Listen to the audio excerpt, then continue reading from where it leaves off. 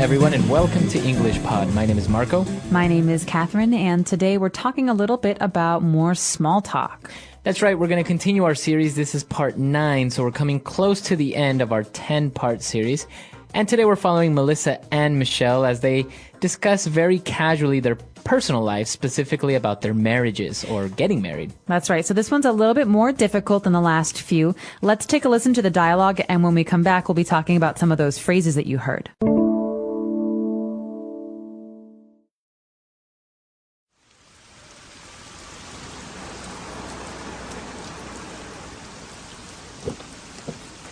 Hey, Michelle. Jump in quick. It's pouring out there. Oh, hi, Melissa. Are you going to the conference too?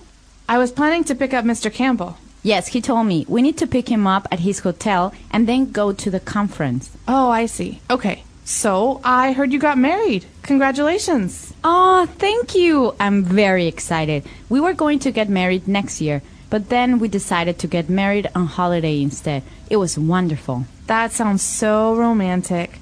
Jack and I were hoping to get married in Europe next year, but we had to postpone our plans. We just don't have the money. I know what you mean. I think Shanghai is getting more and more expensive, don't you? I sure do. In my opinion, it's actually becoming more expensive than back home. Definitely. Oh, there's Mr. Campbell. Driver, can you stop here, please? All right, we're back. So a lot of interesting phrases in this dialogue, more than vocab. So we're going to have 2 fluency builders. Let's start with the first one now. Fluency builder.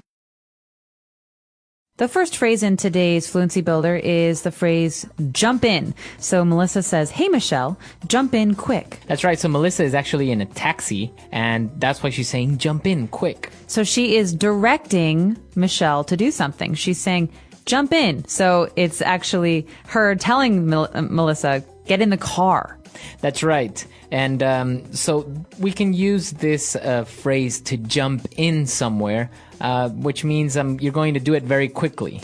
Yeah, to go somewhere, to get in a place very quickly. We could say it about a cab. We could also say it about a swimming pool. Right. Maybe I'm swimming in the water and I say, Marco, jump in. The water's nice. That's right. Or maybe you just got back from the gym and you're going to jump in the shower really quick and before you go out again. You're not actually going to jump like you jump the action, but you're going to get into the shower very quickly. That's right. And of course, Melissa tells Michelle to jump in the cab quickly because it's pouring out there. It's pouring. What's pouring? The pouring, rain. Pouring water, pouring wine. That's right. It's actually, it's pouring water out there. It means it's raining very, very hard. Okay, so it's not just drizzling a little bit. It's raining very hard. It's pouring rain. Okay, so we don't have to say the word rain. We can just say it's pouring. That's right. As you can see in that sentence, Melissa doesn't say at any time it's raining, but we understand that when somebody says it's pouring out there, you know that it means it's raining very hard. Can't be chocolate. Can't be chocolate, can't be dogs or cats, right? No. All right, so Michelle gets in the cab and she says, well, we have to pick up Mr. Campbell, and Melissa says, yep, we need to pick him up at the hotel. All right, the verb here is to pick up. Now, we want to just remember this as a phrasal verb. You pick someone up in your car.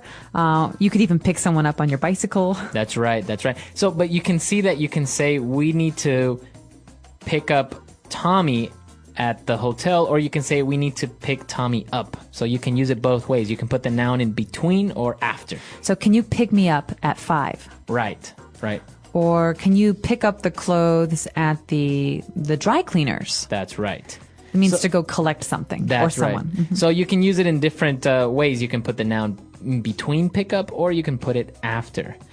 And all right, so they're going to go pick up Mr. Campbell. Now they're talking, they're kind of gossiping a little bit. They said, well, I heard you got married. All right, so I heard. Now, this is a very, very common way to start a sentence that might have some gossip in it. So I'm going to say something that might or might not be true. That's right. So you're not really sure if it's true or not. So this is why you start with the sentence, I heard that something, something, something. So in this case, you said, I heard you got married. Or I heard you got married, because I'm basically saying, well, some rumor made it to me and I heard that you got married, but I'm not sure. So she's asking, did you get married? If so, congratulations. That's right. That's right. So it's a very common way of starting a sentence when you are talking to someone and maybe you want them to confirm this news or this gossip or this rumor is true or not. I heard you got a promotion. That's right. Congratulations. So that's the way that you use this phrase, I heard you. Or, well, if you're using another person, I heard that Tom got divorced. I heard Susie had a baby. That's right. All right, so that's all for the first part of Fluency Builder. Let's take a break, and we'll be back in a bit with part 2.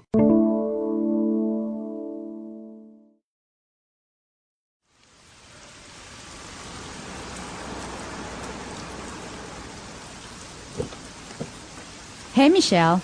Jump in quick. It's pouring out there. Oh, hi, Melissa. Are you going to the conference too? I was planning to pick up Mr. Campbell. Yes, he told me. We need to pick him up at his hotel and then go to the conference. Oh, I see. Okay. So, I heard you got married. Congratulations. Oh, thank you. I'm very excited. We were going to get married next year, but then we decided to get married on holiday instead. It was wonderful. That sounds so romantic.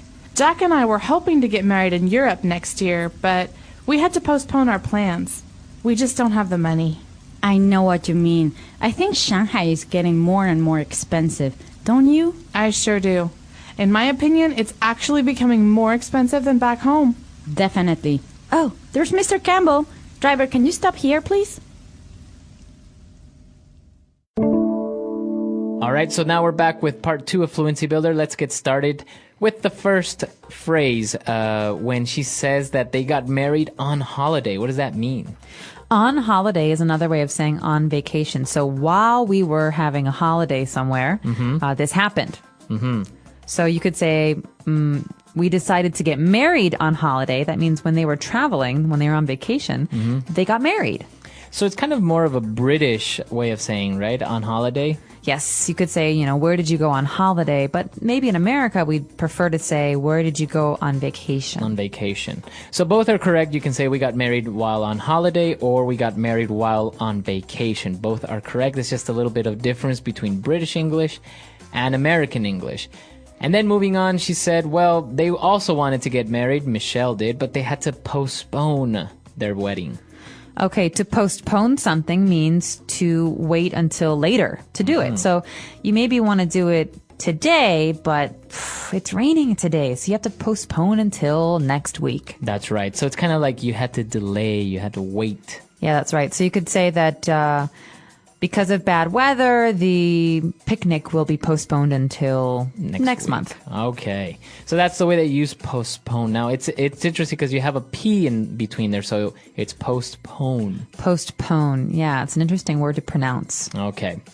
And, well, they also had to postpone it because of money. It's just very expensive. And Melissa agrees by saying, I know what you mean. I know what you mean. Now, this is a really common phrase, and this is something you'll hear with more relaxed conversations between friends. It means, I understand the situation, or I feel the same way. So in this case, we just don't have the money. Melissa's saying, oh, I know what you mean. It means, I'm having a hard time with money too. I don't have much money either. That's right. So you understand what she's talking about. You also agree. I know what you mean. It's just a way of agreeing with someone. All right. And then she goes on to confirm what Michelle is saying by saying, I think Shanghai is getting more and more expensive. All right, this is a really, really key sentence structure here. We have more and more, and then after that we have an adjective. So the structure is more and more adjective. So more and more spicy, more and more funny, more and more expensive. So in this case, the city is more expensive than it was before. That's right. And it's still getting more expensive. That's right. That's the main idea when you use this structure, is that when you say more, and then you add an adjective such as expensive or beautiful, it means that it continues to grow. It continues to get more expensive or more beautiful or more difficult. But remember that we are using adjectives here that are, when you're using the comparative, you can't say, for example, you can't use funny. You can't say you are getting more and more funny, because obviously the comparative for funny is funnier. So just be careful with that one, because it could be a little bit confusing. All right. So, and to finish off our fluency builder, we have Michelle, who agrees with Melissa and says, yeah, you know, I think Shanghai is getting more expensive. And she says, I sure do. So she's basically agreeing. She's saying, yes, that's true. But why does she say I sure do? Why doesn't she say agree? I agree, or yeah, you're right. Well, she doesn't have to say it because she says I do. The question before that was, I think something, something, don't you? And she says, I do. And then think that. So it's assumed that she also thinks this. She's answering a question. That's right. So that's an interesting way of asking a question when you say, I think the city is beautiful, don't you? So the proper way to answer that would be, I do, or I sure do. All right, so that's all the time we have for Fluency Builder. Let's listen to our dialogue one last time.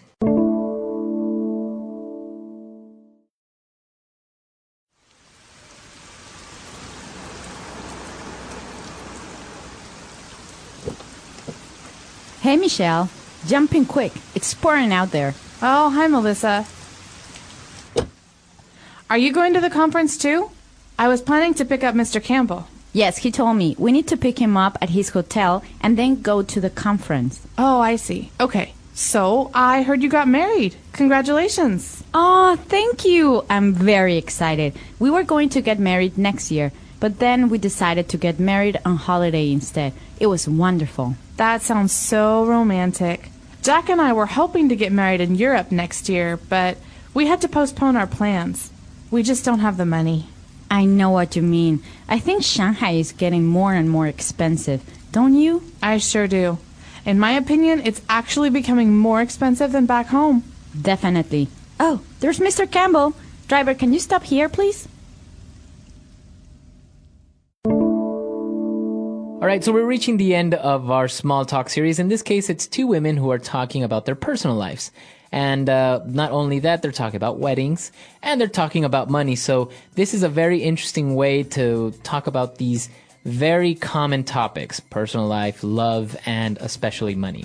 But remember, in American culture, these are the kinds of things you would only talk to your friends about. You wouldn't really want to talk to strangers about money, personal life, marriage, because those are considered private. So be careful when you're talking to people you don't know very well. That's right. That's right. And actually, your feedback was very interesting when we discussed about if it's okay to ask, for example, a woman her age or her weight or a man's salary. So in most places you said that it wasn't really correct, but you know, this is the very interesting thing about the cultural differences and how people can, you know, what is appropriate to talk about.